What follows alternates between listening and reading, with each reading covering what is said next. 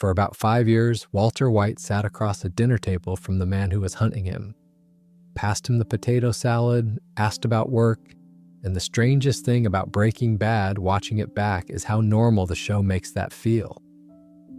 So that's what we're doing tonight. Every time Walt nearly came apart. Not ranked, not counted down, just taken in order, from the desert in the pilot all the way through to a bookshelf in his own house. Some of these are genuine near misses he survived on pure luck.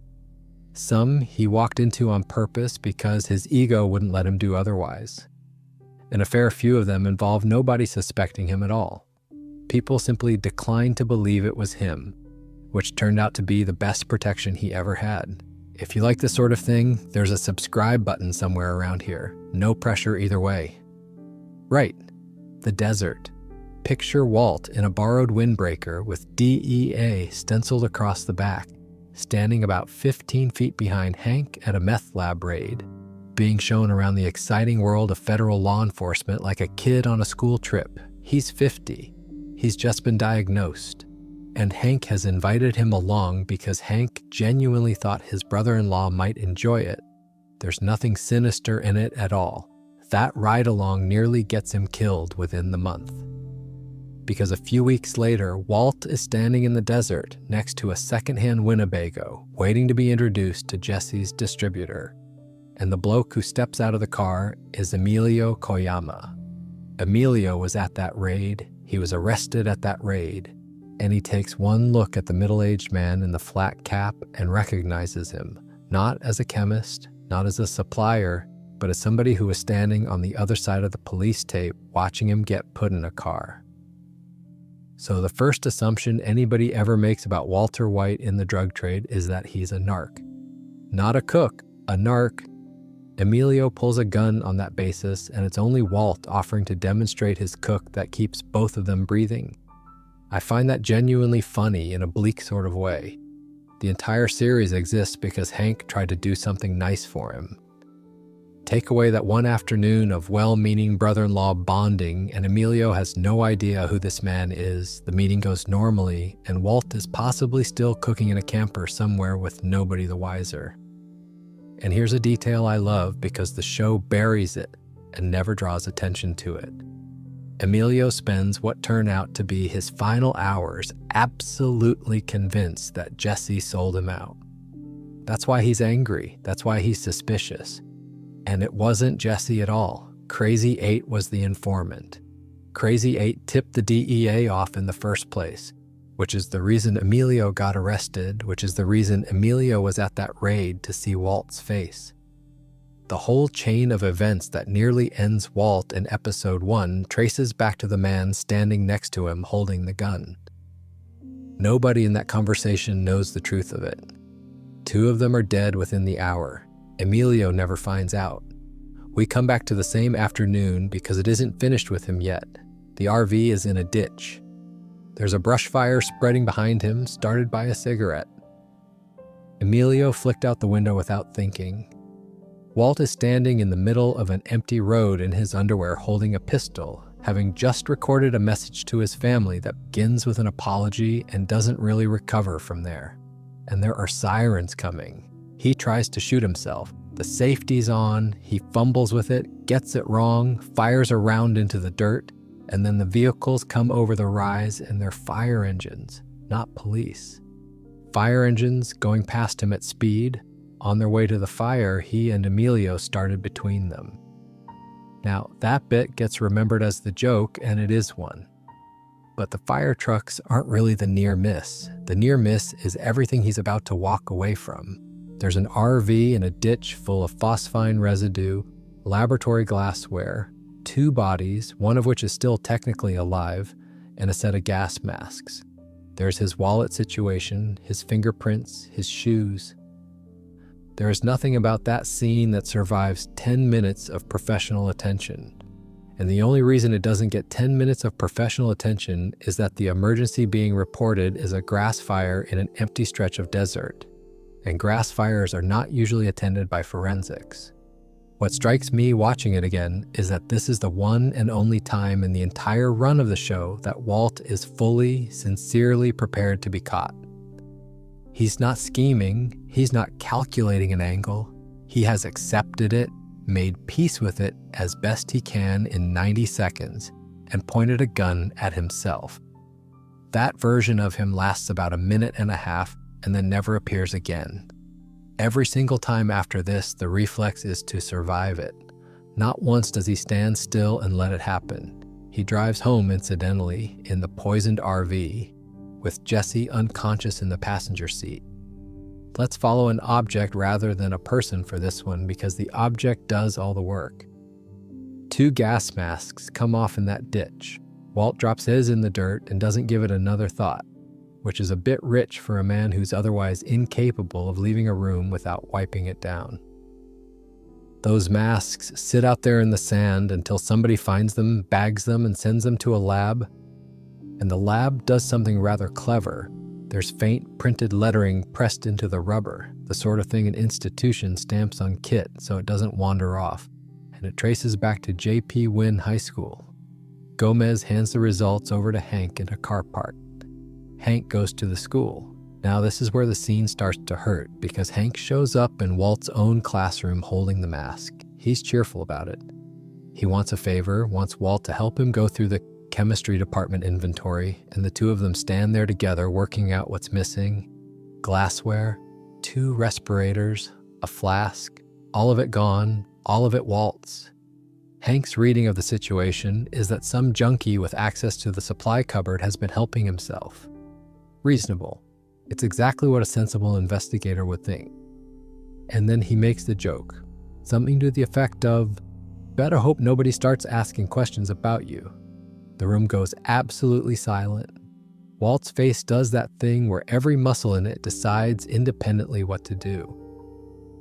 And Hank holds the pause for a beat too long before laughing and clapping him on the shoulder, and Walt laughs too, in the way you laugh when your body needs somewhere for the panic to go. The next day, Hank comes back and arrests Hugo Archuleta, the school janitor. Hugo has a minor possession record and keys to the lab, which is enough. He's marched out of the building in front of the staff. He loses his job and he's looking at time. And Hugo, as the show quietly reminds you, is one of the very few people in that building who has been decent to Walt. When the chemo made him ill in the staff toilets, Hugo was the one who dealt with it. He held the door. He was kind in the low-key way that people who mop floors for a living tend to be kind without expecting anything back. Walt watches him get taken away and says nothing. That's the first time somebody else pays for something Walt did, and the show never makes a meal of it. It just puts it there. I've always thought it's one of the sharper choices in season 1 because the writers could easily have given Walt a speech about it. They give him a look instead, and then they move on, exactly as he does. Right, let's do a lighter one, because this is genuinely one of the pettiest things a fictional character has ever done. Walt is at the credit union, circling for a space, and a convertible BMW cuts in front of him and takes it. The driver is a man called Ken, who is on a Bluetooth headset at a volume that suggests he believes the rest of the car park would benefit from hearing his business. His number plate reads, "Ken Wins," which is, I think, all you need to know about Ken. Inside the bank, he's still going, loudly, on the phone. Everyone in the queue is enduring him. Walt stands there, absorbing it while holding a wad of cash he's about to convert into a cashier's check for his oncologist, which is not a mood that improves your tolerance for anything. Later that day, Walt pulls into a garage during a coughing fit, the bad kind, the kind with blood in it. And parked across from him is the BMW. Ken is inside the shop. Ken's still on the phone. So Walt gets out, lifts the bonnet, lays a wet squeegee across the battery terminals, and walks back to his own car while the thing catches fire and goes up behind him. Now I want to be clear about what that actually is, legally speaking. It's arson in daylight. On a forecourt, which is a location that has cameras for insurance reasons, attached to a business that has cameras for insurance reasons, in front of a shop full of people.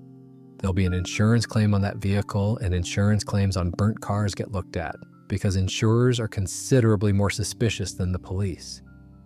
And the man doing it is at that moment sitting on a pile of drug money hidden in his air conditioning duct. He does it because a bloke took his parking space. That's the sum total of the motive. There's no strategy, no necessity, nothing to gain. It's just the first time we see that the resentment has somewhere to go now. Small thing I enjoy about that scene, if you like a continuity oddity. In the 2 shots after he places the squeegee, you can see the sparks and the smoke, but the squeegee itself has quietly vanished from frame. It's the sort of thing you only notice on a 4th rewatch at midnight, which I imagine is roughly where some of you are right now. Keep the Aztec in mind, by the way. That car has a long and undignified career ahead of it. Let's skip the plot on this one and start with the chemistry, because the chemistry is the whole problem. Hydrofluoric acid will dissolve an awful lot of things, organic material certainly. What it won't touch is polyethylene, which is why it gets stored in plastic. Walt knows this. Walt explains it. Walt gives Jesse extremely clear instructions about using a plastic container.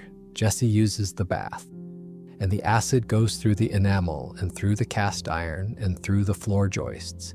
And Emilio comes down through the ceiling into the hallway below as a red slurry, taking a good chunk of the upstairs with him. It's one of the show's genuinely unforgettable images. And it's also, if you think about it for 2 seconds, a catastrophe.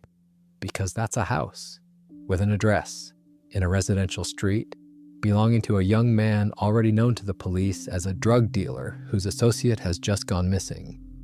The structural damage alone would bring a landlord, an insurer, or a building inspector through that door. And every single one of those people has a legal obligation to report what they'd find. Meanwhile, there's a man in the basement chained to a pole with a bike lock whom Walt visits daily to make sandwiches for while he works out whether he's capable of killing him. And the part that gets forgotten in all of this is what's happening across town at the same time. Hank is standing in front of a whiteboard at the DEA talking to a room about 2 men who have both disappeared. He knows Crazy 8 was the informant who put Emilio away.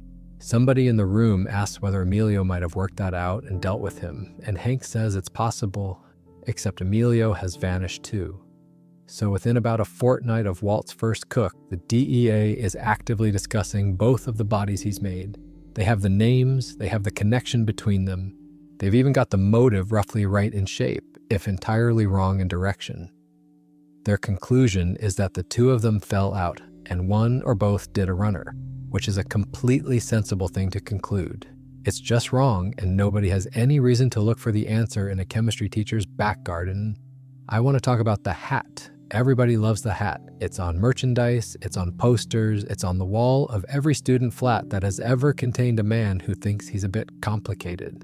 And I understand why. It's a brilliant piece of costume design, and the moment Walt puts it on is the moment the show tells you something has shifted.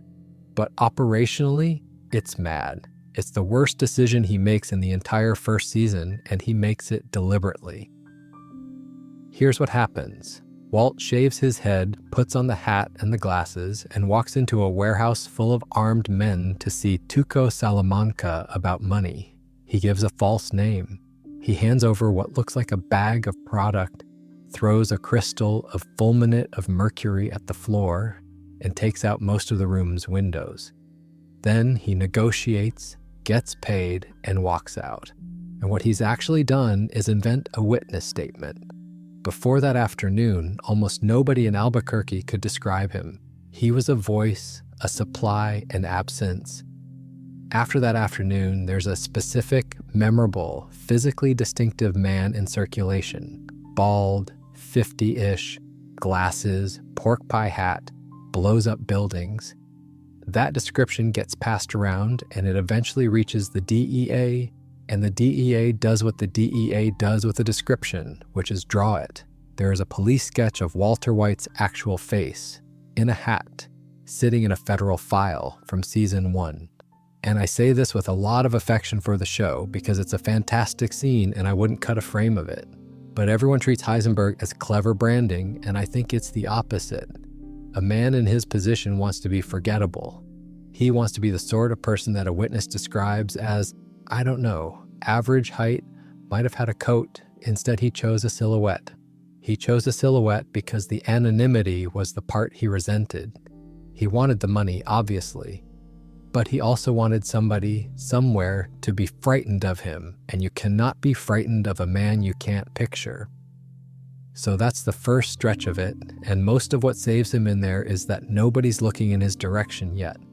That changes a bit once Tuco stops trusting anyone, including himself. Tuco wants volume. Volume needs methylamine, and methylamine is a watched chemical, which means you cannot walk into a shop and buy a drum of it without a license, a company, and a very good reason. So Walt decides to steal one, and the first thing he does is recruit Jesse, which he doesn't tell his wife about. He needs a distraction at the chemical distributor, and he can't be the one providing it, so Jesse does the driving and Walt does the rest, and the plan he lands on involves thermite. The thermite comes from an Etch-a-Sketch. Genuinely, he works out that the aluminium powder inside a children's drawing toy will do the job if you combine it with rust. And then he and Jesse go around every shop in the city, buying them by the armful and scraping them out, which is a lovely bit of business and also the sort of purchase pattern that looks extremely odd on a receipt if anybody ever goes looking. Then they cut through a padlock, get inside a chemical distribution warehouse at night, burn a hole through a steel door with a homemade incendiary, and wheel out a 200-liter drum of a controlled substance on a pallet truck, with Jesse nearly losing his fingers under it on the way. Now, this one has a proper afterlife, and this is why it's on the list. A theft like that gets reported. It has to be, because the distributor's license depends on reporting it. So there is now a documented burglary at a chemical supplier involving a listed precursor in the same city where a new and unusually pure product has started appearing. And Hank makes that connection. He does it fairly quickly, actually. He sits in a briefing and links the warehouse theft to the blue material recovered from Tuco, and he's right on both counts, and the line he draws between them is completely correct. He just can't get any further than the two ends of it. That's the frustrating shape of Hank's whole first 3 years. He isn't wrong about anything. He's wrong about nothing at all. He simply can't reach the middle of the picture, and the middle of the picture is having dinner at his house on Sunday. The house is the thing I remember about this one. Not the plot, the house. It's out past everything, baking, with a screen door that bangs and a fan going somewhere, and an old man in a wheelchair by the window who cannot speak and misses absolutely nothing. Tuco has taken Walt and Jesse there because the DEA has been at his scrapyard, and he's decided the only sensible response is to go to Mexico and take his chemists with him. He does not ask. And there's this awful domesticity to it. Tuco makes them eat. He talks about his uncle's needs. He swings from warm to murderous inside a single sentence and then back again. And you can see both men doing the arithmetic on which version of him is in the room at any given moment. He also makes them empty their pockets onto the table like a very aggressive airport. And this is the bit that matters for our purposes. Everything goes down. Wallets, keys, Jesse's things, and Walt's cancer medication in a prescription bottle with his name printed on it in a font designed to be legible. The ricin plan is a lovely piece of writing because it's so nearly good. They've made a powder that looks like nothing, they just need it in his food. And it very nearly goes in, and then Hector starts ringing that bell and keeps ringing it, and everyone in the room slowly understands that the man who cannot speak has been watching them the entire time. What follows is chaos rather than action. Tuco hauls Jesse out into the yard at gunpoint, and Jesse gets him with a rock. There's a scramble in the dirt and a shot, and Tuco goes down wounded in the sand, and neither of them has time to process any of it because a car is coming up the track. It's Hank. He's found Jesse's car, which has been sitting outside this house all day advertising their presence. So Walt and Jesse hide, and Hank walks into a gunfight with a wounded man holding an assault rifle, and Hank wins it. And then he stands there in the aftermath, breathing hard, with his brother-in-law lying flat behind cover about 20 yards away. Here's the near miss, and I'll say it once. There's a table inside that house with Walter White's name on a pill bottle. A sweep of that scene finds it in 4 minutes. But the scene isn't processed as a Walter White scene. It's processed as the location where a federal agent shot a cartel enforcer, and the paperwork on that is enormous and points entirely at Tuco. And I keep coming back to how Hank ended up there in the first place. It was Marie. Marie suggested that Walt might know something useful because of the whole business with Jesse supposedly selling him weed. The family keep volunteering him into his own investigation, and they'll do it again repeatedly for years. So now they've got a rather awkward problem, which is that they've both been missing for several days, and somebody is going to ask where they've been. Jesse's plan is a motel and an alibi. Walt's plan is to strip naked in a supermarket. And I want to sit with that for a second because it's such a strange thing to commit to. He gets a lift back into town, walks into a shop, takes off all of his clothes, and stands there in the aisle with a completely vacant expression until somebody calls an ambulance. That's the strategy. That's a 50-year-old chemistry teacher deciding that the most efficient route out of a kidnapping investigation is public nudity. And it works. It works on the hospital, who admit him dehydrated and confused. It works on Skylar and on his son, who arrive at his bedside in tears. It works on Hank, who is at that moment in a room with his superiors giving an official account of the shooting and, incidentally, lying about it slightly, saying he asked Tuco to show his hands when he didn't. The story is a dissociative fugue. Stress, terminal diagnosis, the mind protecting itself. It's plausible enough that nobody wants to be the one to poke it, except the psychiatrist. The psychiatrist doesn't buy a word of it, and rather than keep performing, Walt does something genuinely reckless. He tells him the truth. Not the whole truth, but the important part. He admits he faked it. He's relying on doctor-patient confidentiality from a man he met the previous day in a hospital where his brother-in-law is a frequent visitor. That's an enormous amount of faith and professional ethics from somebody who trusts nobody. And the thing is, he's right, it does hold. But it's a legal principle with exceptions in it, and he gambled his family, his freedom, and his life on a stranger's reading of those exceptions.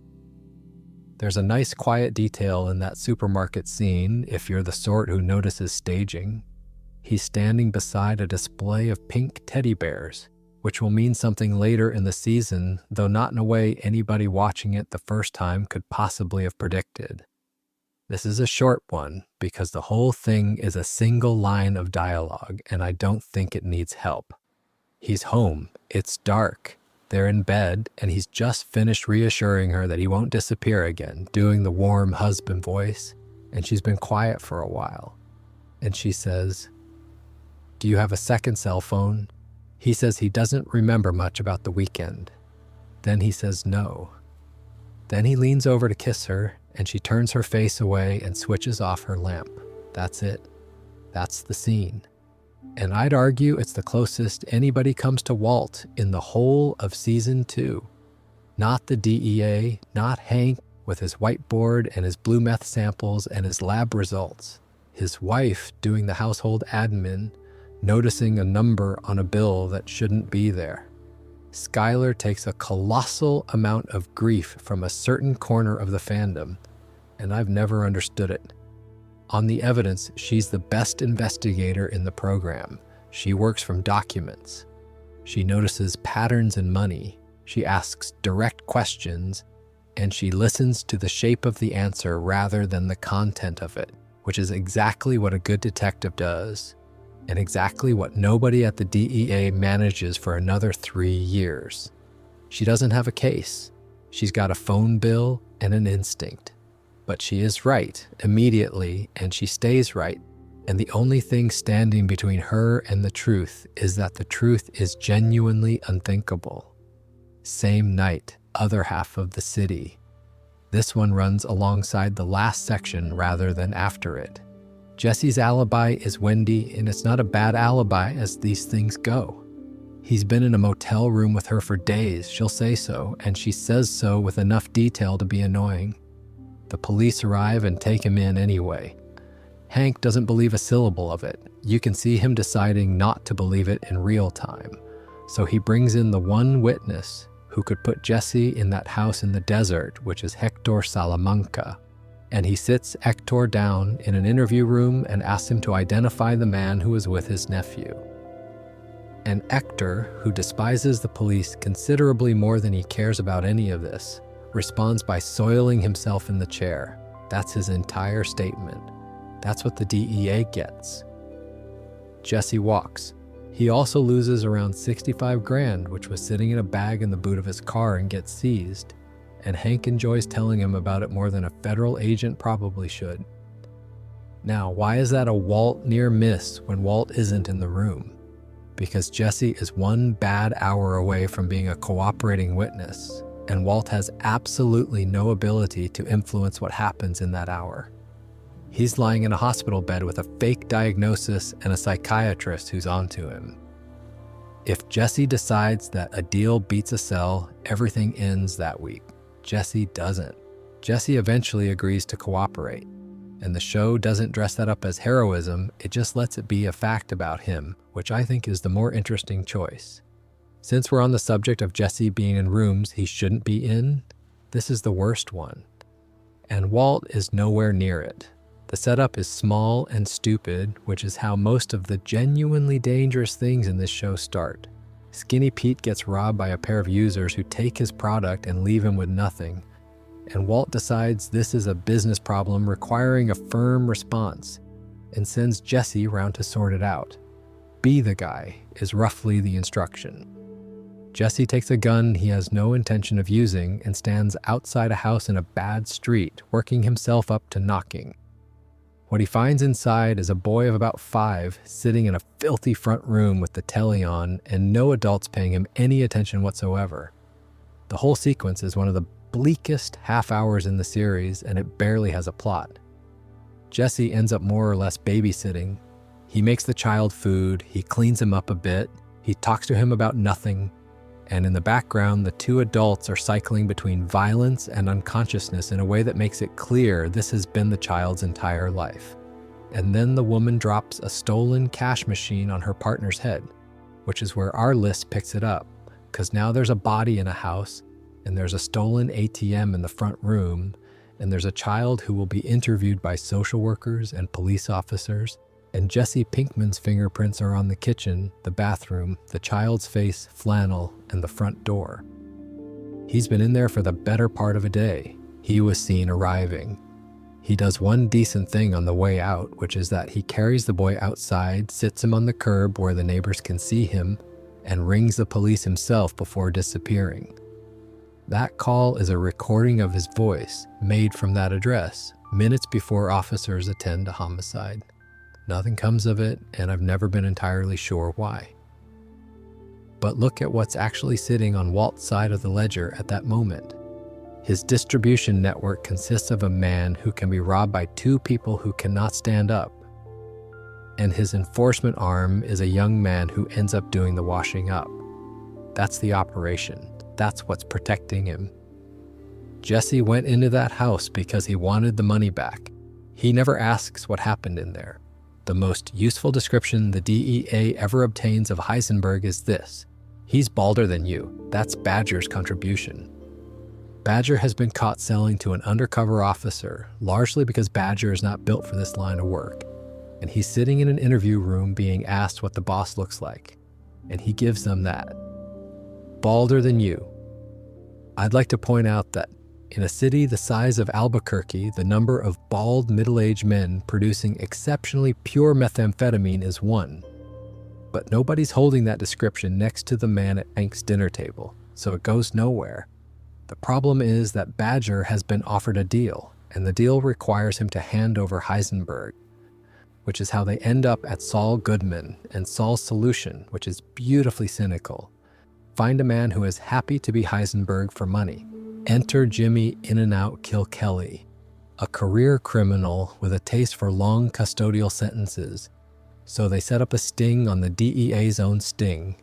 Badger is parked on a bench in a park waiting for his supplier, with the DEA set up in a building opposite watching him do it.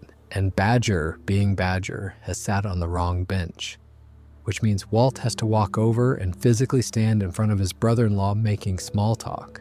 blocking his line of sight long enough for Jesse to get to Badger and move him 15 feet to the left. Let me lay that out plainly.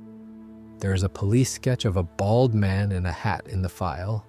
There's a witness in custody describing a bald man. There is an active operation to arrest that man. And a bald man in his 50s strolls into the middle of it to chat to the agent running it about nothing in particular, and nobody thinks anything of it at all. They arrest Kilkelly. Hank doesn't buy it, he says so. He looks at this bloke and thinks, that isn't the man I've been chasing, and he's completely correct. He just isn't correct in a direction that helps him. He files the doubt away as a hunch about the arrest rather than a hunch about the day, and the day is where the answer was standing.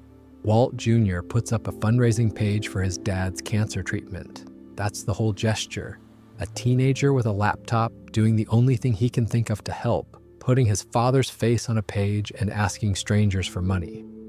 It's the kindest thing anybody does for Walt in the entire series, and Walt is insulted by it, visibly.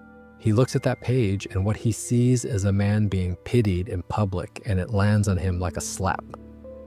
Then he mentions it to Saul, and Saul's brain does what Saul's brain does.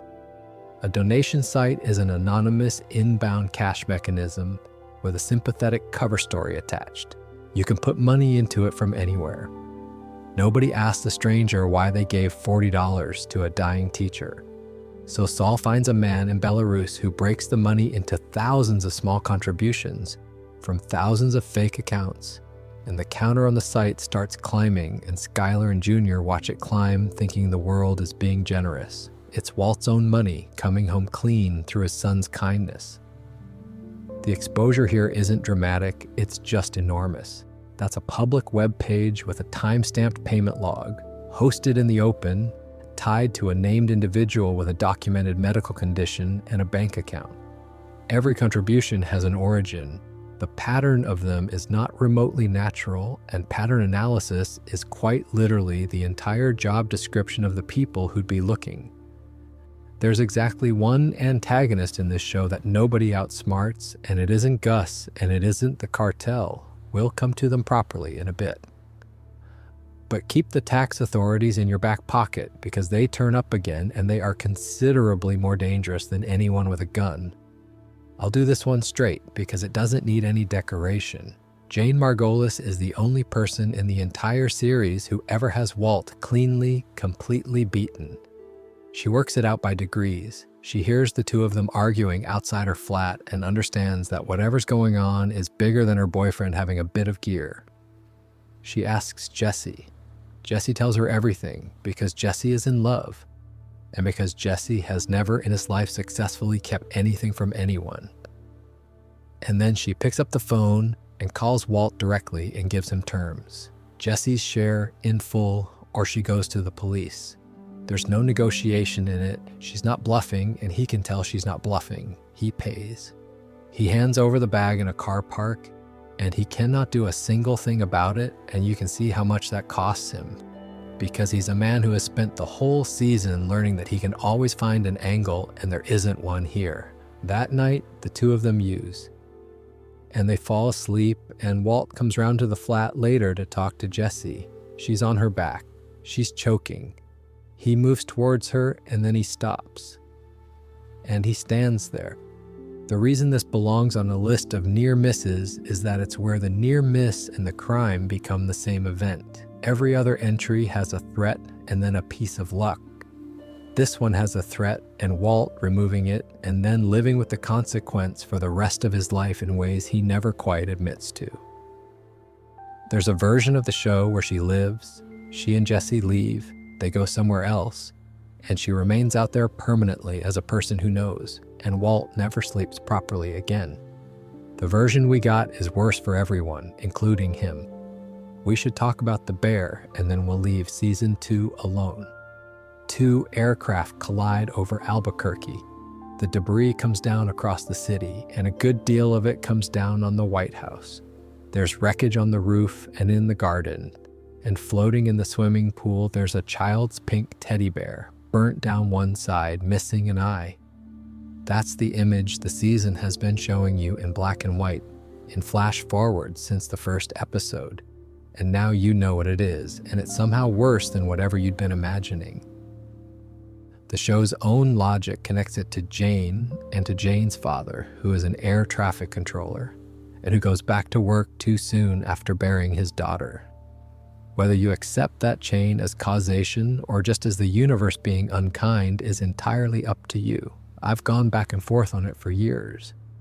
But the practical fact of it, for our purposes, is this. For about a week, Walter White's home is a federal accident site. There are investigators walking his property in hazmat suits. There are people in his garden with clipboards cataloging debris and photographing everything they find, because that's what happens after an air disaster, and they are extremely thorough. He is standing in the road watching people with federal credentials go through his back garden with instruments. And they find nothing because they are looking for aircraft components, and they are excellent at it. And a man's private disasters are invisible to somebody with a specific job to do. That's the pattern for the whole first half of this show, really. Everyone who nearly finds him is busy finding something else, which is where season 2 leaves him. Backyard full of wreckage, marriage in crisis, moving out of his own house with a bag in each hand. And that's where the next one starts. Some of the best comedy in the show is physical, and this is the purest example of it. Walt is moving out. Skylar has asked him to go, and he's going, and he's carrying his things down the drive in bags. One of those bags contains $500,000 in cash, which, if you've never had cause to think about it, is genuinely heavy. Money in volume is a physical burden. It drags. And Hank turns up to help. Because Hank is the sort of man who turns up to help you move. He takes the bag off him. Walt's had a bad time with his lungs. Hank isn't going to let him carry the heavy one, and he swings it up and immediately clocks the weight of it and says, "What have you got in here, cinder blocks?" And Walt looks at him, properly looks at him, and says, "$500,000 in cash." Hank laughs. He laughs, and he tells him that's the spirit, and he carries the bag to the car, and the whole thing takes about 11 seconds. The mechanism there is worth naming once because Walt uses it repeatedly, and it never fails him. He tells the truth in a register that makes truth sound like a joke. Not a lie, an accurate statement delivered with a straight face by a man everybody has decided is fundamentally a bit sad. And because the statement is absurd on its surface, nobody's next move is to unzip the bag. Their next move is to laugh, because laughing is what you do when somebody makes a joke, and you don't want to be the person who didn't get it. Small detail from that same afternoon, which the show throws away in about 4 seconds. He's been fishing the last of the money out of the swimming pool, and he pulls out the bear's eye at the same time and pockets it. He keeps that eye. It sits on the desk in his flat for a good while afterwards, looking at him. We touched on Skylar and the phone bill earlier, and I said she was the closest anybody got in season 2. In season 3, she stops being close and simply knows, and the interesting question becomes what a person does with that. Because she does have options, and she works through them properly, one at a time, like someone doing a risk assessment. She could go to the police. She picks up the phone to do exactly that, dials, and gets as far as somebody answering before she puts it down. And the reason she puts it down isn't loyalty, it's arithmetic.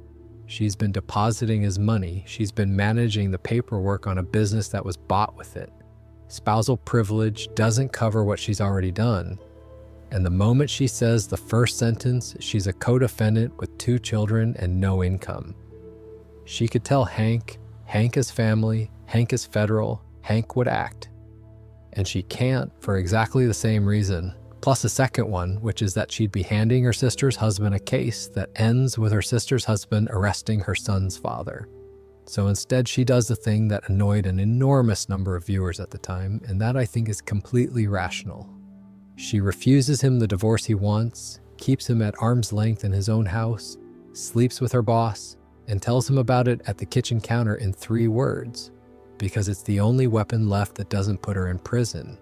And the near miss here is the whole shape of it. There is a person with full knowledge, a landline, and a DEA agent in the family who spends months deciding not to use any of it. Not because she's protecting Walt, because he's already made her an accessory before she ever agreed to be one, which is the neatest and nastiest thing he does to anybody in the entire series. And he does it without ever discussing it with her. Every single entry on this list from here onwards happens on borrowed time that she's lending him, and she never gets thanked for it once. 2 men in silver-toed boots sit on the end of Walt's bed with an axe and wait for him to come home. That's the scene. There's almost no dialogue in it. They've been in the house for a while, and they'll wait as long as it takes, and the silence is the entire point, because these two have said perhaps 40 words between them since they arrived in the country. He doesn't come home. He gets a text from Victor telling him to come to the lab instead, and he goes, and he never knows how close that was. The reason it doesn't happen is Gus. Gus has decided he needs his cook, and the Salamancas need a target, so he points them at Hank instead, on the grounds that Hank is the man who actually shot Tuco, which is true and which is also monstrously convenient for Gus. It's the sort of solution that solves 3 of his problems at once, and he barely has to lie to do it.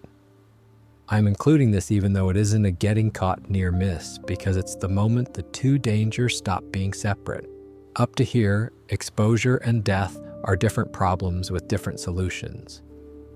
From here on, the thing that would expose him and the thing that would kill him are frequently the same thing, and often the same person. He walks into that lab with no idea, sets this kettle going, complains about Gale. Now, this is the close one. If someone asks you for the single tightest squeak in the first 4 seasons, it's this, and it's resolved by a man who runs a scrapyard. Hank has been grinding through it properly. He's had Janice go back to the DMV and check for recreational vehicles that slipped through the first search, and one comes back. Registration lapsed, never reported destroyed or off the road. It leads him to Jesse, and he starts sitting outside Jesse's house waiting. And then Marie says, "Why don't you ask Walt?" Second time in the series she's done it. So Hank rings his brother-in-law and asks whether Jesse ever had an RV, and you can watch Walt's face do the calculation on the other end of the phone. He gets off the call and drives straight to Clovis's lot and asks how fast the thing can be destroyed, and Clovis sends him to a scrapyard. Then Badger, who is a much better friend than anyone gives him credit for, rings Jesse to tell him his camper's about to be crushed. Jesse gets in his car and drives directly to the scrapyard, with Hank following him the entire way. So we end up with Walt and Jesse inside the RV, and Hank outside it with a crowbar, separated by about 4 millimeters of aluminum wall. He knows they're in there. He can't legally go in. He's working on the door, and the man who stops him is Old Joe, who ambles over and calmly informs a federal agent that the vehicle is a domicile, a residence, and that the Fourth Amendment has a fair amount to say about searching one without a warrant. He's right as well. That's the beautiful thing. He's a bloke in overalls in a yard full of dead cars, and he knows the law better than anyone else on screen, and Hank has to stand there and take it. Hank calls for a warrant and settles in to wait because he's not leaving. So Walt rings Saul, and Saul stages a call about Marie being in a car accident and airlifted to hospital, and Hank drops everything and goes. By the time he understands he's been played, there's no RV. There's a cube. What gets me is how many small things had to hold. Walt has advanced lung cancer at this point and a cough that arrives without warning. One cough through that wall and it's over. There are bullet holes in that vehicle from the pilot that Hank could have put an eye to. And Old Joe could very easily have decided that arguing constitutional law with an armed federal agent wasn't worth his afternoon. Joe comes back later, incidentally. He's got one more job to do for these people, and it's a much stranger one. Let's skip the beating and start in the hospital, because the interesting part is what happens afterwards. Jesse is in a bed with his face rearranged. Hank has gone to his house, dragged him out, and put him on the floor of his own kitchen, and it was not a fair fight or a professional one, and Hank knows it. He hands in his badge and his weapon, and he's suspended pending the outcome. And the outcome depends entirely on Jesse Pinkman. He's got a lawyer now, which means he's got Saul, And Saul is delighted about this because a civil suit against a federal agent is his idea of a lovely afternoon. Jesse can press charges, he can end Hank's career in about a fortnight, and he has every conceivable reason to, given that he's lying there with a broken orbital bone. And here's the part that matters for us. Jesse, at that moment, is a man with a documented grievance against the DEA, legal representation, no job, no prospects, and complete knowledge of everything Walter White has done since the day they met. That is precisely the profile of a cooperating witness. That's the person prosecutors dream about. He drops it. He takes a deal that keeps Hank's career alive because it suits Walt's purposes to have him drop it, and because Jesse does what Walt asks him to do, which is a habit that costs him everything eventually. I'll say this once and then move on. Jesse's loyalty is the load-bearing wall of the entire operation. Every single near miss on this list survives partly because Jesse doesn't talk, and Walt never once in all that time acknowledges it as loyalty. He treats it as a property of the world, like weather. A man with no legs pulls himself off a hospital trolley and starts crossing the floor towards a Walter White. That's the image, and I don't think I'll ever quite shake it. He's got drips coming out of him. He's been hit by a car and shot. And he sees Walt across the room, and something in him simply overrides all of it. And he goes over the side and starts hauling himself along the lino with his hands. The setup is almost casual. Hank's recovering after the shootout in the car park. The family are there supporting Marie. There are DEA agents everywhere because that's what happens when an agent gets shot. And Walt steps out of the room for a bit and ends up standing about with Gomez and half a dozen federal officers making small talk. Word comes that Lionel is awake. Everyone goes up. Walt goes with them because why wouldn't he? He's family. And he walks into the room and Lionel's eyes find him. Staff and agents pile in and hold him down. It takes several people. And Walt stands there against the wall while a professional assassin tries to reach him across a hospital floor in a room full of law enforcement. Nothing Walt does saves him here. That's what makes it the purest entry on the list. There's no cleverness, no cover story, no Saul on the phone. He's just standing in a room being visually identified by a man who wants him dead in front of the DEA, and he survives it because the identifier is physically incapable of finishing the sentence. The cousins barely speak in the entire series. Between the two of them, there's maybe a page of dialogue. Depending on your mood, that's either a superb piece of character writing or the single luckiest structural decision anybody ever made on Walt's behalf.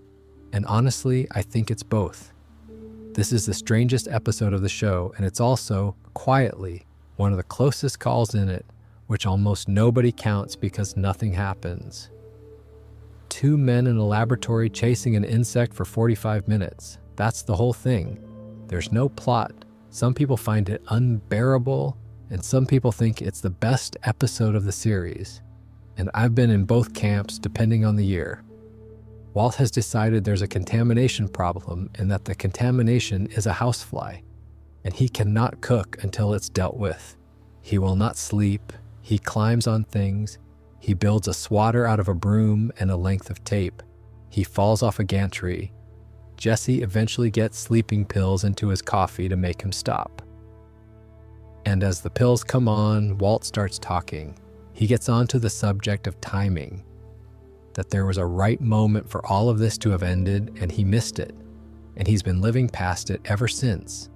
And then he tells Jesse he's sorry about Jane.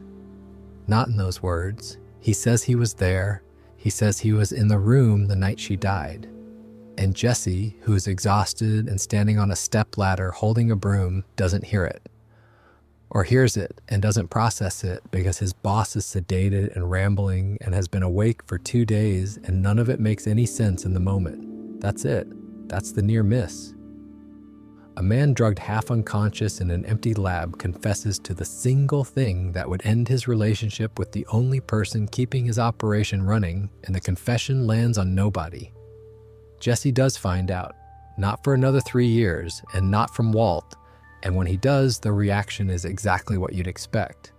But there was an earlier version available where he found out in a basement with a sedated man on the floor in front of him, and I don't think that version ends with either of them still cooking.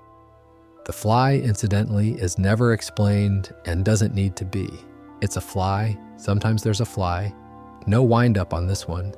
Two dealers are standing on a residential street in the middle of the day waiting for Jesse to arrive so they can kill him. Walt gets there first. He drives into them at speed, takes both of them off their feet, and one of them survives it. So he gets out, walks over, picks up the man's gun, and finishes it at point-blank range. Then he says 2 words to Jesse and drives away. That's it. That's the scene, and I'm not going to be clever about it. What it is, procedurally, is a double homicide committed with a registered vehicle in a residential area in daylight, in front of a witness, with ballistic evidence and vehicle damage and tire marks and almost certainly somebody at a window. It's the least deniable thing he has ever done. And then he drives home in the car. There's no cleanup crew here, no Saul, no plan. He does it on impulse to keep Jesse alive, which is arguably the closest he comes to an unselfish act, and it produces the most exposed crime scene in the entire run of the show. Nobody ever knocks on his door about it. The dealers worked for Gus, and Gus is not a man who involves the police in his staffing matters, so the whole thing simply disappears into the machinery. He got away with it because of who the victims worked for. That's the only reason. Start the morning after. Jesse knocks on a door, and Gail Bedecker opens it in his dressing gown, and Jesse shoots him and walks away, and the show ends the season on it. But think about the room he's just left. Gail kept an immaculate flat. He had a whiteboard. He had books, annotated. He had a karaoke setup and a vegan cookbook and a coffee ritual involving equipment that costs more than a car. And he had, somewhere in all of it, a laboratory notebook. That flat is about to be photographed, cataloged, fingerprinted, and boxed by people who are very good at their jobs, because a murdered chemist is a serious matter and it gets serious resources. Everything in that room was in the possession of a man who worked closely with Walter White and admired him enormously and was not remotely secretive by nature. I'm going to leave it there for now because that flat produces 2 separate near catastrophes later on, and they arrive a full season apart. One of them Walt talks his way out of at a dinner table, the other one he doesn't. So season 3 finishes with a dead chemist and a very tidy flat, and season 4 is essentially the program opening every drawer in it one at a time. Season 4 opens with Walt frightened, which is a state he handles very badly. Gus has made his position clear with a box cutter in front of him, and Walt's response is to buy a gun. He meets a very calm man called Lawson in a motel room who lays weapons out on a cloth on the bed like a jeweler, and Walt picks a snub-nosed revolver with the serial number removed. Lawson advises him quite reasonably that a legally purchased firearm is a better idea for a man in his position. Walt takes the illegal one anyway. Then he spends an evening at home practicing drawing it in front of a mirror in his pants, which is a scene I think about more often than I'd like. And then he drives to the laundry with it. That's the bit. He gets out of the car with an untraceable revolver in his waistband and starts walking towards the entrance of a facility he knows is monitored, intending to shoot a man he knows has people watching him at all times. He gets maybe 20 yards. His phone goes. It's Mike who tells him to go home and doesn't elaborate because he doesn't need to. So Walt turns around and walks back to his car and drives away, and that's the whole sequence. Nothing happens. Which is why it rarely makes lists like this one. But consider the state he was in. A middle-aged man with a serialized-off handgun approaching a commercial premises in daylight, on foot, in view of cameras, with no plan beyond the walking. If Mike had been 30 seconds slower on the phone, the best possible outcome for Walt that afternoon is being disarmed by professionals. The realistic one is being killed on a service road, and the one nobody thinks about is being picked up by a patrol car for something entirely unrelated while carrying an unregistered firearm, which on its own is enough to end everything. He was never a careful man. He was a man who was very good at improvising after being careless, and there's a difference, and season 4 is largely the difference catching up with him. It's a Sunday. There's food. Hank has a case file he isn't supposed to have, and he wants to show everyone the karaoke DVD because he's found it hilarious and he wants company. So they all sit around the laptop watching a dead man sing Major Tom in a bedroom, and Walt Jr. finds it very funny, and Hank finds it very funny, and Walt sits there watching a man he had killed doing a slightly embarrassing thing on camera and has to arrange his face into something. After dinner, he offers to help with the case, which is a decision I still don't entirely understand, and Hank hands him the notebook, just hands it over. The whole thing. It's a beautiful object, that notebook. Formulae, process notes, yields, temperatures, the entire architecture of the operation written out in a careful hand. It's the most incriminating document in the state of New Mexico, and it's now in Walt's lap at his sister-in-law's dining table. And on the front page, there's a dedication, and on the front page, there's a dedication to my other favorite WW. It's an honor working with you. Affectionately, GB. Hank leans over and reads it out and says, WW, who do we think that is? Walter White. And Walt flinches. It's tiny, but it's there. One twitch before the mask goes back on. Then he laughs, puts his hands up and says, You got me? Hank laughs. Of course he laughs. And then Hank goes, Huh? And moves on to the next page. I think that's the single most reckless thing Walt ever says out loud. Not the most reckless thing he does, the most reckless thing he says, because a joke and a confession are the exact same sentence delivered at different speeds, and he chose to gamble on delivery in front of a federal agent holding the evidence. He gets away with it. Obviously, those 2 letters come back though. Keep them somewhere. This one is entirely Walt's fault, and it's the clearest example of his ego doing more damage than the DEA ever managed. Dinner at Hank and Marie's again. Skylar has recently explained away the family's improved finances with a story about a gambling problem, which is doing a lot of heavy lifting. Walt is on the wine and has been for a while. And Hank announces that he's finished. He's done with the Heisenberg case. He's decided Gail Bedecker was the man. The blue product has stopped appearing. The story closes neatly, and he can let it go and concentrate on getting his legs working. He's at peace with it. He even says nice things about Gail, calls him a genius. Now, Walt is at that table completely in the clear. All he has to do is say, well, glad that's over, and pass the potatoes. Instead, he cannot bear it. He cannot bear a dead man being called a genius for work that was his, and he says so in a roundabout way. He suggests Gail was copying somebody, that the real chemist is still out there and Gail was following instructions. And Hank puts his fork down. The next morning, he's back in the case files, and he notices that Gail had scribbled notes on a napkin, and the napkin is from Los Pollos Hermanos. And he says the line, the one everyone remembers, about a strict vegan eating fried chicken. And that is the thread that eventually takes him all the way to Gus Fring. Walt talked his own investigation back to life. It was closed. It was properly closed, filed, done. And the very next morning, it's a live case again with a napkin at the center of it. The cancer didn't do that. Hank's police work didn't do it. A couple of glasses of red did it. A father overcorrecting is the theme here, and it starts kindly. Walt buys his son a car. Not a sensible car. A Dodge Challenger, black, absurd, the sort of thing that makes a noise when it's parked.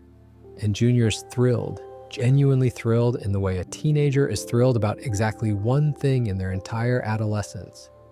Skylar is horrified, and Skylar is right. The gambling story only works if the money looks like it's arriving in a trickle. A car like that arriving in the driveway of a car wash owner invites the exact question she's spent months preventing. She tells him it goes back, and it does go back, sort of. She negotiates with the dealership herself, talks them into taking it, and gets the restocking fee down to $800 because Skylar is competent to a degree that nobody in that family ever acknowledges. Then she asks Walt to drive it over, and she adds, "Please don't tangle with anyone." He drives it to an empty car park and does donuts in it until he beaches the thing on a concrete divider. Then he sits looking at it for a while. Then he gets the ownership papers out of the glove box, rolls them up, feeds them into the petrol tank, sets them alight, walks away, and calls a taxi while it goes up behind him. Saul makes the whole thing disappear afterwards at a cost of $52,000. So that's the second car he set fire to in a public place. That's a pattern now. And unlike Ken's BMW, this one is registered in his name, which turns it from an unexplained fire into an insurance and arson file with the paperwork already filled in. There's a lovely little beat later where Junior's telling Hank about the car at lunch, reeling off the specification, and mentions he had it for 15 hours. 15 hours. The boy got one evening.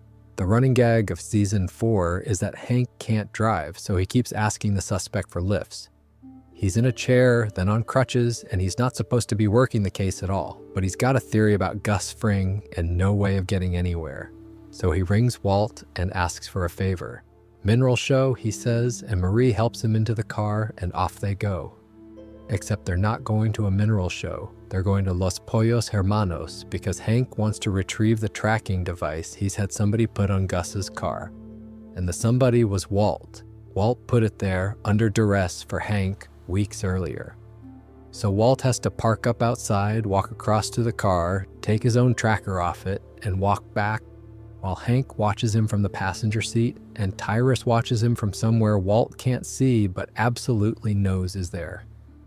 He does it in about 90 seconds and gets back in the car far too quickly, and Hank notices that he was quick and comments on it. The tracker turns out to be useless. All it shows is a man driving to work and driving home again, which is exactly what Gus wanted it to show. But Hank doesn't stop. He works out that the chicken company has a distribution center, an industrial site with plenty of room to hide something, and he rings Walt asking for another lift out there. Walt says he's in the bathroom, he's unwell, he can't. Hank says fine, he'll find another ride, and Walt immediately panics and says, give him a day or two and he'll take him himself. Because a Hank he's driving is a Hank he can control. Then he rings Mike. And Mike hangs up without saying a single word. And by the time Hank gets out there, the site has been stripped of anything worth finding. The whole season is like that. Hank is closing in on the truth using his brother-in-law as transport. And the truth keeps being tidied away 30 minutes before he arrives. This is a decision made in roughly 2 seconds, and it's the most successful thing Walt ever does. Hank has got there. Not to Walt, but to the laundry. He's worked out that a company supplying laboratory equipment has connections to Gus, and that there's an industrial laundry that doesn't quite add up, and he wants to go and look at it. Today. And Walt is driving. Walt tries talking him out of it. Says it sounds thin, says all the things a reasonable person says. Hank isn't having it, and the turning is coming up, and behind that laundry is a super lab with Walt's fingerprints on every surface of it. So he drives past the turning, and then he pulls the wheel hard into oncoming traffic. It's a proper crash. Hank ends up in a neck brace. Walt turns up at the hospital afterwards with his nose broken and apologizes, and Hank waves it off and calls it a brain fart. And Marie decides that this is the end of Walt taking her husband out on stakeouts, which is precisely the outcome Walt wanted. He put his brother-in-law in a hospital bed on purpose and collected sympathy for it, and nobody ever questions it. Not once in the whole rest of the series does anyone go back to that crash and think, that was quite convenient, wasn't it? It's filed as an accident because that's what it looks like.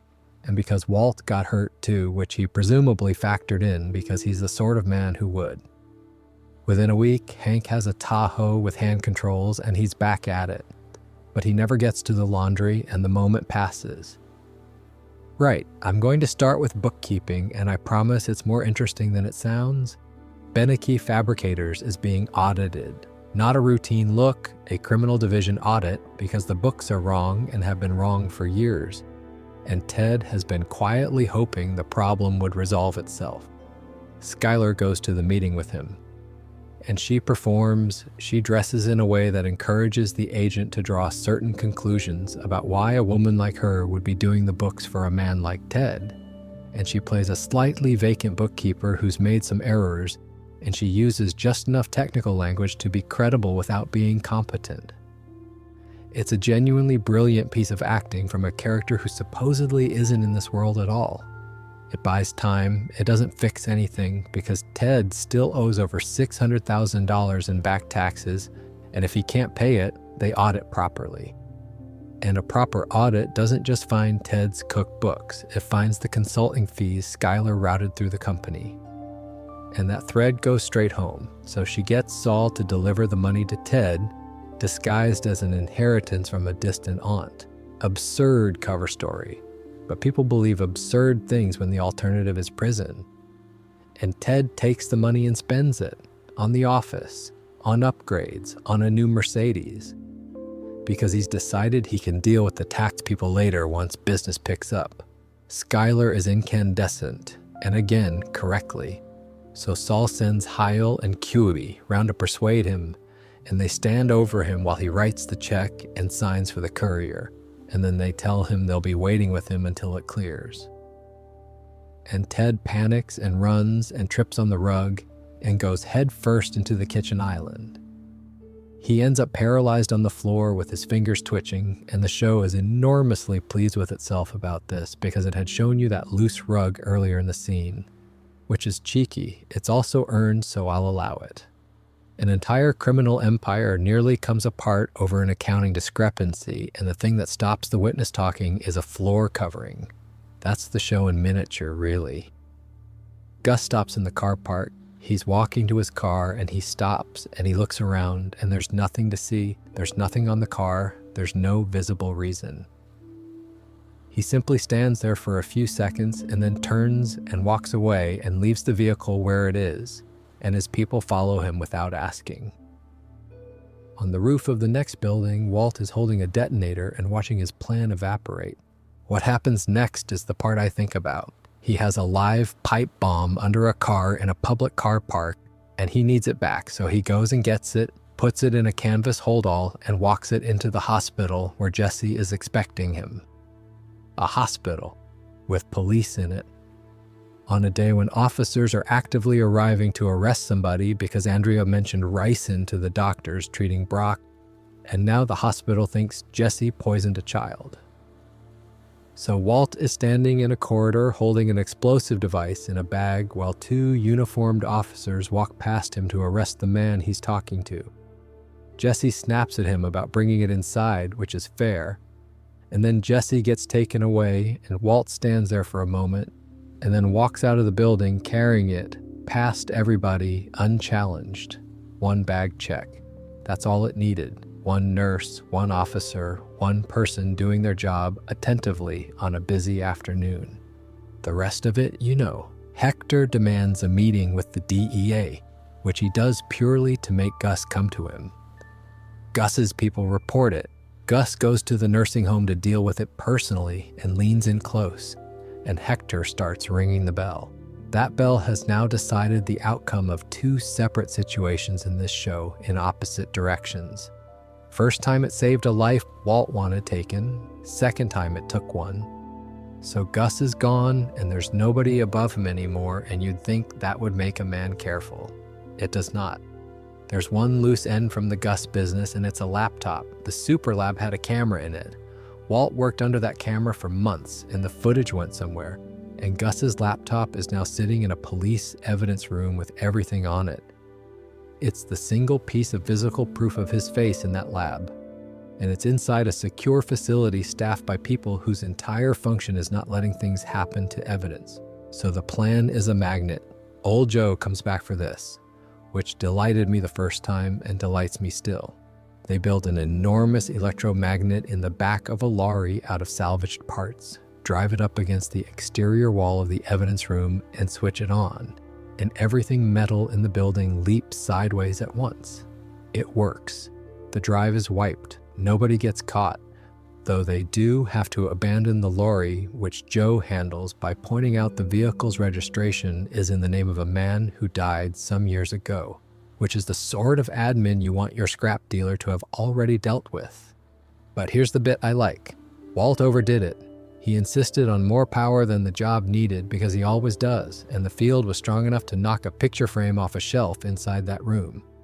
A photograph of Gus with Max Arcaniega from a very long time ago.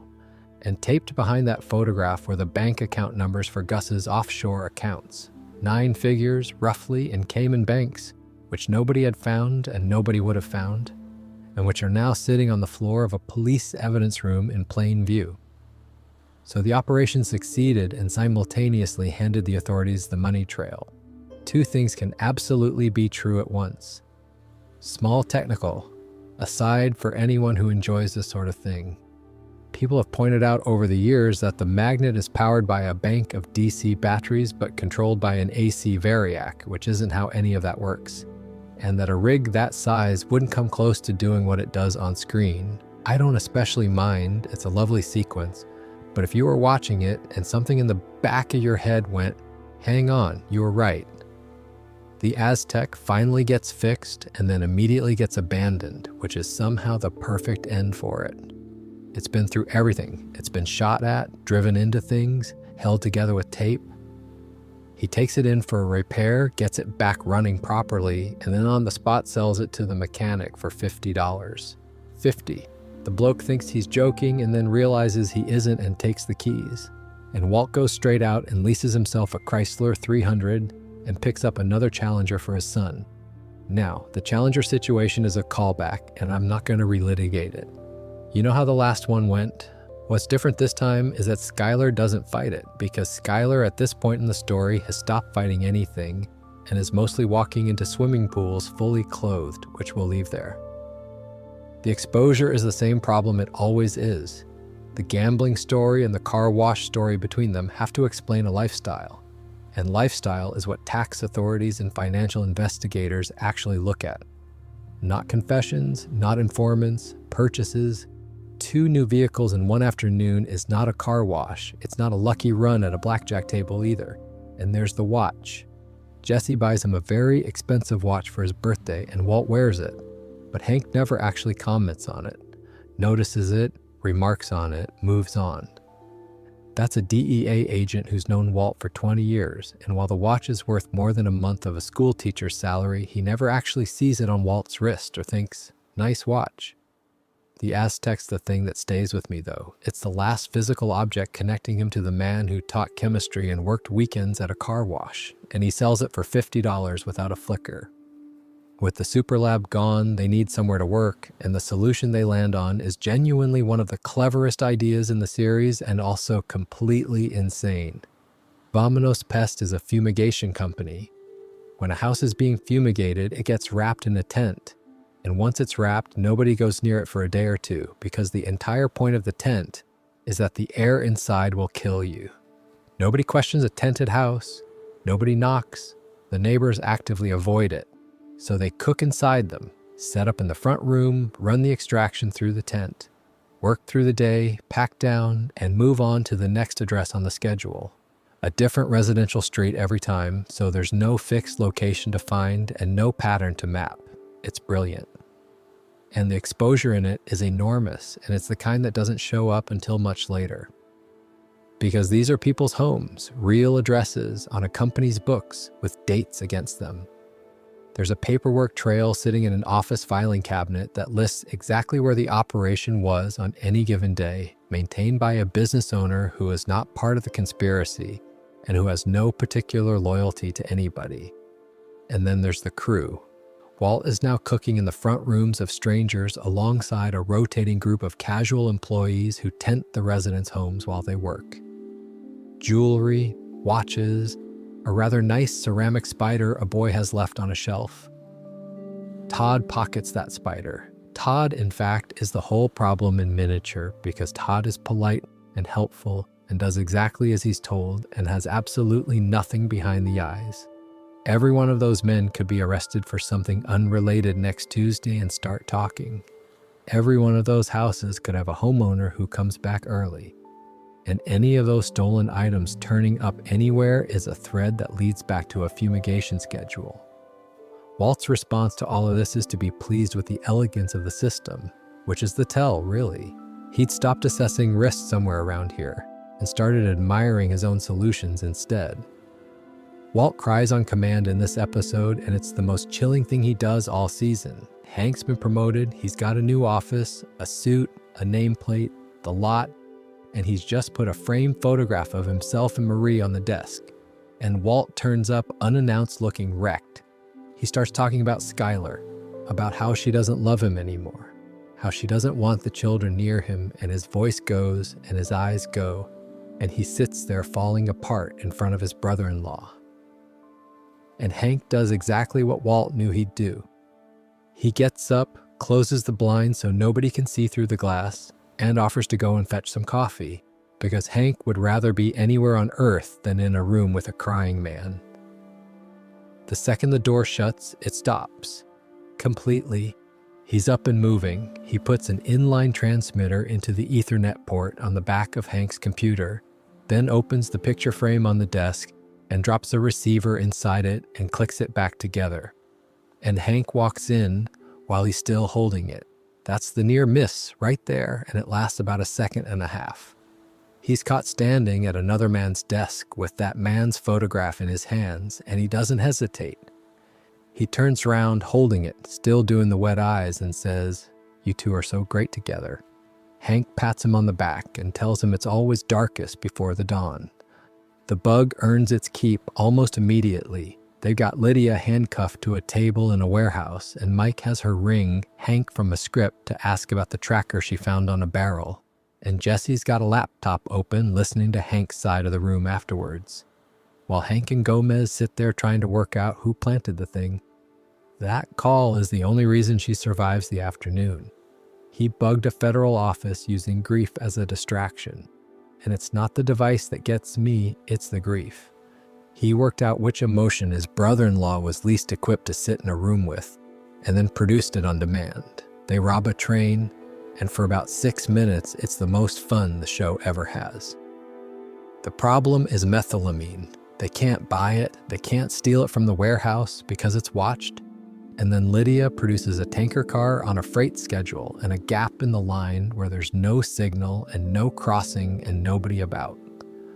The plan is properly good. They can't just take the chemical because a shortfall at the far end gets reported and investigated.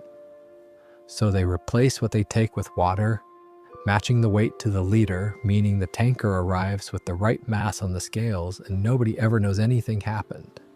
It's the sort of solution that only occurs to a chemist. They stop the train by having a man park a broken-down lorry across the crossing, apologizing to the driver while Jesse and Todd work underneath the tanker with hoses and Walt watches the clock. And it goes right down to the wire, with Jesse still under the carriage as it starts moving, and it works. Now, as a piece of criminal operations that's a mile more exposed than anything they'd done before, a stopped freight train generates a report. There's a driver and a conductor who both got a proper look at the man with the lorry. There's a delay logged against a schedule, and a chemical company with a good analyst would eventually notice their methylamine arriving slightly diluted, because that is precisely the kind of thing analysts notice. But none of that is what nearly ends them, and this is the part I always find hard. A boy on a dirt bike has been sitting on a ridge watching the whole thing. He's about 12. He's got a tarantula in a jar. And when it's over and they're all cheering in the sand, he rides down and waves at them, and Todd takes out a pistol and shoots him. There's a version of this list where I put that under near misses because a missing child generates a search that would have gone on for months across that exact stretch of desert. But that's not what it is. It's the moment the show stops letting you enjoy the heist. And it's the reason both Mike and Jesse walk away from the business within a fortnight. Around this point, the DEA starts sitting on Mike. Properly sitting on him, cars outside the house, agents watching him take his granddaughter to the park, following him while he stashes notes under bins. And Mike, who has done this for a very long time and knows exactly what it means, decides he's finished. Jesse goes at roughly the same time for entirely different reasons, none of which are about surveillance and all of which are about a boy on a dirt bike. Walt's response to two people wanting out is not relief, it's affront. But look at the arithmetic. Every person who leaves that operation alive is a person carrying everything, with no ongoing reason to protect any of it. Mike's legal position is already precarious. He's got 9 men in prison who are only quiet because they're being paid, and a granddaughter he'd like to provide for. Jesse knows all of it and is grieving and drinking and increasingly unable to look at Walt. The security of the whole thing has quietly stopped depending on people being careful and started depending on people being fond of him. And that's not a large group anymore. So Mike and Jesse want to sell the methylamine and take their money and go. There's a buyer, a man called Declan out of Phoenix, and the deal gets made in the desert, out in the open, at the end of a dirt track. And Walt turns up to a negotiation he was not supposed to be attending and makes it about his name. You know the scene. He walks up to a man with armed people behind him and starts explaining with enormous patience that Declan doesn't actually want the chemical, he wants the product, and that the only reason the product exists is standing in front of him. And then he asks him to say it. Say my name. And Declan says it. Heisenberg. You're goddamn right, says Walt, and I'd be lying if I said the scene didn't work because it absolutely does, and Bryan Cranston is having the time of his life in it. But look at the tape for a second and consider what he's just done in operational terms. He has stood in a fixed location at a prearranged time with a tanker of a controlled precursor in front of 8 or 9 people he had never met before that morning and gone out of his way to attach a name and a face to the whole enterprise. Deliberately, because a stranger's respect was worth more to him than being unrecognizable. It's the pork pie hat again, only now he's 52 and running a distribution network and has been doing this long enough to know better. The difference is that the first time he needed the reputation to survive a meeting with Tuco. This time he's got nothing to gain from it at all. It's just appetite. And every one of those men walks away with a description and a name, and some of them will be arrested for something at some point because that's what happens to people in that line of work, and a name is exactly what you offer a prosecutor when you'd like a shorter sentence. The other thing that happens that day is Mike. Mike, who has done nothing wrong by the standards of this particular story, sitting by a river with a bag waiting to leave, being shot by Walt over a piece of information Walt didn't even need and realizes he didn't need about 4 seconds afterwards. I'm not going to dwell on it, but the practical outcome is that the one person in the entire organization with genuine professional discipline is now dead, killed by the person he was trying to get away from, in a spot beside a road, and everything after that gets sloppier. Before we get to the bathroom, there's the other thing that happens in that episode, and it's the one I find hardest to sit with. The problem is Mike's 9 men in 3 separate prisons who worked for Gus, who all know things and who have been staying quiet because they were being paid to. The payments have stopped, and there's a lawyer holding the arrangement together who also knows things, which makes 10.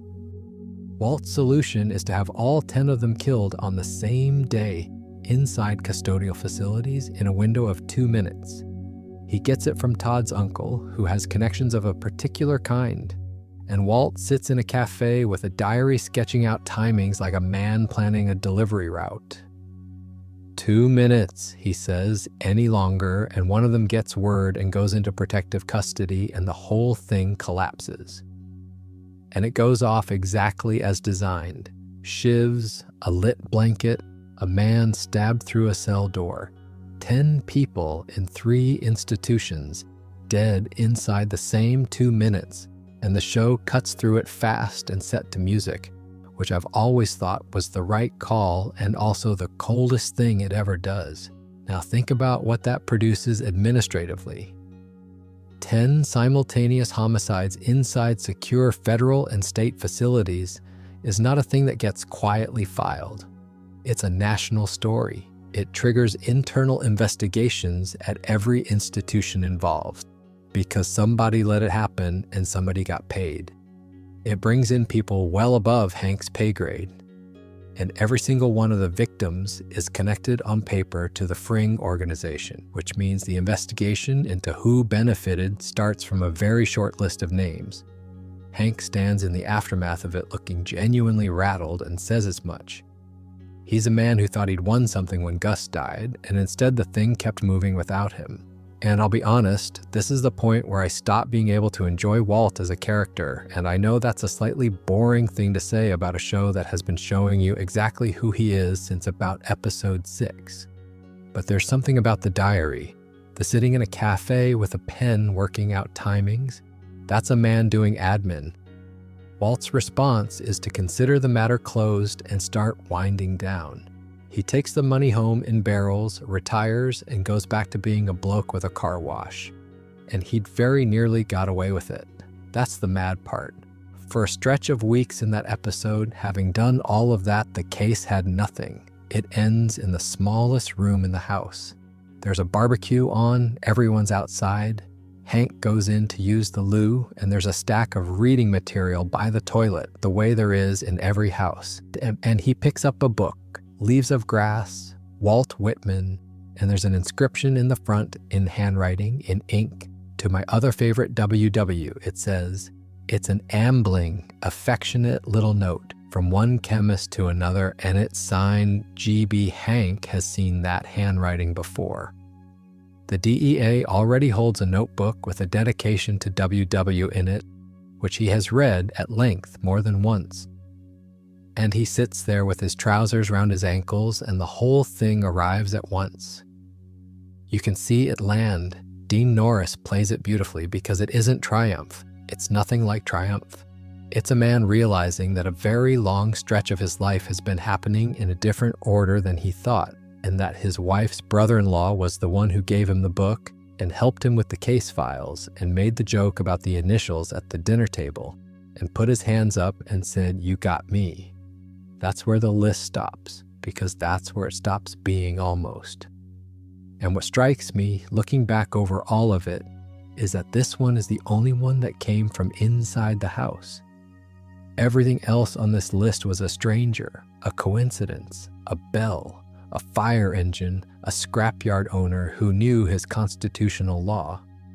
Things happening to him from outside. This was a book on a stack of magazines in his own bathroom. He'd been given a gift by a man he had ordered Jesse to kill, and he kept it, and he put it in the bathroom, and he never once thought about it again. Here's the thing I keep landing on after going through all of that. Almost none of it was solved by Walt being clever. He was clever, obviously. Nobody's arguing that.